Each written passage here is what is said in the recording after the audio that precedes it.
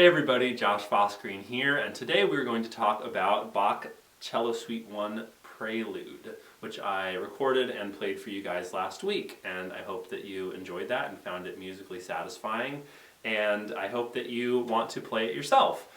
Today's lesson is going to be a little weird. I was really racking my brain for how to teach this, and the problem is that it takes like months to learn a new Bach piece, especially if it's your first time.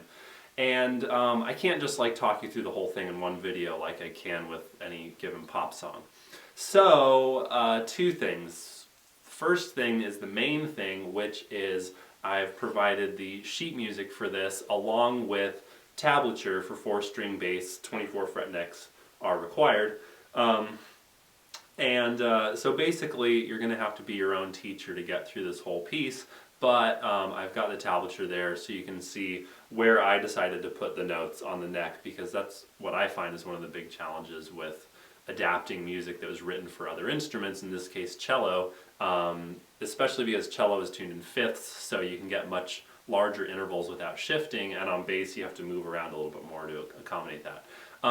So really ultimately, I hate to say this because it sounds like a cop-out, but if you want to learn this piece, definitely download the free PDF and just work with it on your own. But I won't leave you there. The second thing is I just want to give you some kind of general tips to keep in mind as you're essentially teaching this to yourself.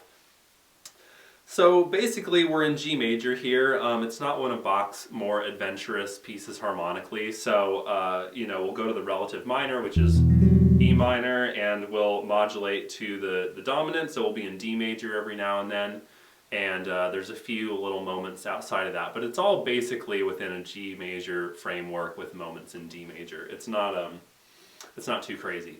So bearing that in mind, that can kind of help you find where the notes are visually. Next thing I can talk about is the fact that the way this is written is all single note. You know, there's always one note happening at a time in the written music, but the way you can think of this to kind of help group notes together in your mind, because that's important when you're looking at a piece that's 2.5 minutes of solid 16th notes, you can kind of think of things in terms of chord shapes. So like if you look at the first bar here, those are all separate notes, they're ringing a little bit, but if I just think of this chord shape, and then bar 2, bar 3, bar 4, it kind of helps guide your fingering choices if you just plan to have that whole bar, in this case, already kind of set up, and then just kind of wiggle around with that basic chord shape. And then, moving on a little bit, that A7 chord over C sharp, and then to that D chord. So just keep in mind when stuff is occurring in a chord shapey sort of way, you can use that to your advantage when you're picking out your fingerings. Because while I have written tablature for you, I didn't write specific left-hand fingerings because you really just have to do what works for you. I take advantage of my big hands when I play a difficult piece like this, so you just have to work with your strengths and preferences and stuff in terms of fingering. I do that first chord like this with the D on the D string, but if you want to do it with the D on the A string to kind of shorten the spread there, then do that kind of stuff. But I think that the way I've fingered this in terms of string choice and stuff is a pretty good start for finding your way around on the neck with this. One lesson I learned about learning a piece like this from my upright bass teacher, and also I heard Yo-Yo Ma say this in an interview at some point, is to really think of a tune like this one bar at a time. Just on your first day, just start with, just get your fingers comfortable there.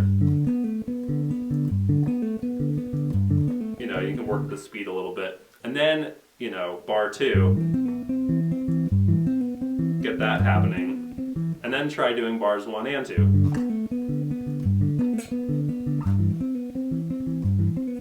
And start slow and speed up as you go. It's a lot different than the process of learning like a pop song or a funk tune or whatever. Like you can pretty much bang those out in a day. you know, unless they present a big technical challenge. But you can still kind of get through them conceptually, even if you can't quite play them up to speed on your first day. But a tune like this just takes time to get through. It's really dense. I mean, look at all them 16th notes, you know? So just be patient and take it one bar at a time is, I think, a helpful piece of advice. And obviously start as slow as you need to go, because especially with something like this where there's just a lot happening with the left hand, if you try to start too fast, it's just going to be real sloppy. You're going to get way too much finger and string noise, which you know, I tried to eliminate as much as possible when I was recording it, but it's just hard with all these shifts to really get the string noise out of there. Also, I'm a terrible recording engineer, so I'm not that good at EQing them out for the recording. But anyway, so you know, just start really slow and be really demanding with your left hand. You know, you really want to aim for your fingertips for this kind of stuff, as I was talking about a couple weeks ago in the left hand technique video. This is the kind of place where you really want to have your fingertips on most of the notes, unless you're doing a bar, like I'm doing a little partial bar there. But you know, here, don't let your fingers get all floppy and weird on you. Like, you really need to have them doing the right thing at all times, or it's not going to sound good. So my point is just to start really slow and be exact with your technique slow, and then speed up gradually at the pace where you can still maintain good technique. And that is how you get a piece like this sounding good enough. If you try to start too fast, it's just going to sound sloppy forever, and you'll give up eventually because you didn't start slow enough at the beginning, is what I predict will happen if you go down that road. Well, I think I'm going to leave it there. There's, you know, obviously talk about this for hours and hours, but I'm just going to leave you with those general pointers and tell you to have fun with it. You know, you can, you know, just because it's classical music, it doesn't have to be boring. You can throw, you know, a bunch of crazy chorus and reverb on there. You can put a backbeat on.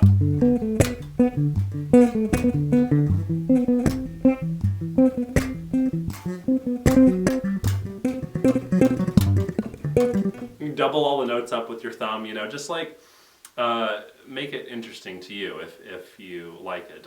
It doesn't have to be silly tuxedo wearing, boring kind of thing. So have fun with this. Let me know how it goes as you work with the sheet music, and you know, hopefully what we can do is see what people are having challenges with and then kind of address those types of things in a more general way in future videos. So thank you guys for watching. If you have any questions, please post them below. I'll be back at you next week with another lesson, and if you'd like to support me in continuing to make these things, because it sure is a lot of work, but I do enjoy it, you can support me on Patreon, or you can make donations through my website with PayPal or Venmo.